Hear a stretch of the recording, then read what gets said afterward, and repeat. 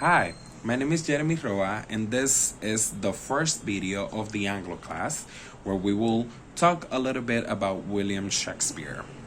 William Shakespeare, an English poet, dramatist, actor, and English acclaimed celebrity, considered one of the most controversial and famous writers or dramatists of all times.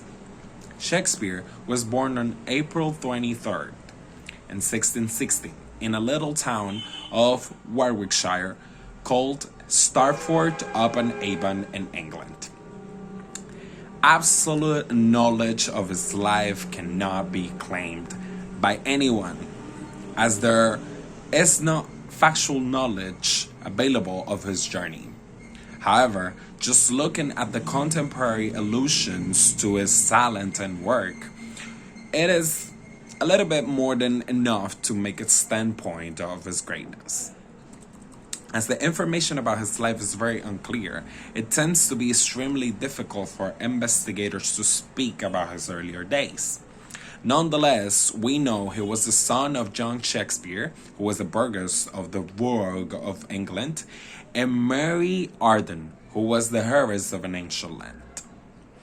His parents were not victims of poverty at all, so this allowed this kid Shakespeare to go to a grammar school of good quality, with allegedly a schoolmaster's salary paid throughoutly of the borough of his father. Where a young Shakespeare will later learn about Latin studies, classical history, and writing. These were claimed as the only levels of education Shakespeare ever received, and these are the arguments that now become the limes of the recent comments demeritating his outstanding place. Young Shakespeare marries a woman of his town called Anne Hathaway. He marries her at the age of 18 in 1582. And he had two little kids later, little bit years later.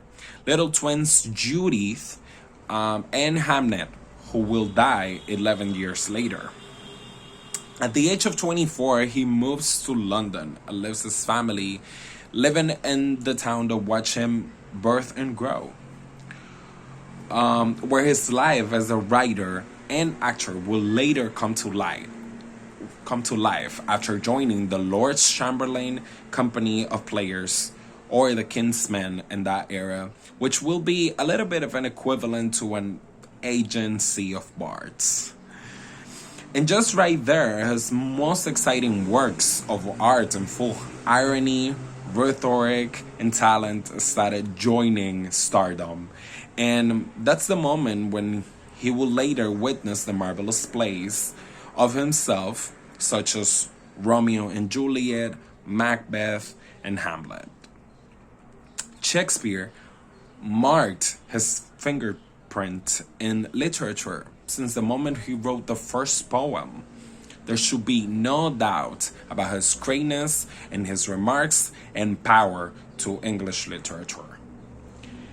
We will see a little bit more of him in the English Renaissance video, which is going to be the next video after this.